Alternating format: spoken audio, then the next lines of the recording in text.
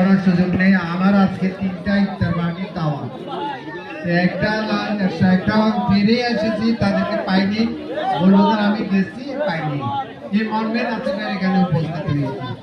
আর একটু দূরে এক নম্বর ইউনিয়ন, এগুলা সম্ভব না। তো এই বিশেষ করে মিনার চেয়ারম্যান বা যারা বলছে আসলে বসে সমস্যার সমাধান করবে, আমাদের লোকগুলাকে আমরাই গোছে রাখতে হবে। তারপরেও একটি কথা বলতে হবে, এই বলে এসে কোনো অন্যায়কারীকে সহযোগিতা করবে না। যারা অন্যায় করছে অন্যায়কারীদেরকে আমরা আশেপাশে না রাখার জন্য বিশেষভাবে অনুরোধ করব। আমরা যারা ত্যাগী কর্মী, আমরা যারা নির্যাতিত কর্মী, আপনারা এই সার্বিক সহযোগিতা করে এই মসজিদকে আবার নতুনভাবে প্রতিষ্ঠিত করে সে আশা ব্যক্ত করছে। পাশাপাশি এই নাসির ভাই এই এলাকা বিএনপির একটা ঘাঁটি ছিল, নাসির ভাইয়ের নেতৃত্বে আমরা একসময় এই এলাকায় এই বিএনপি প্রতিষ্ঠিত করেছি।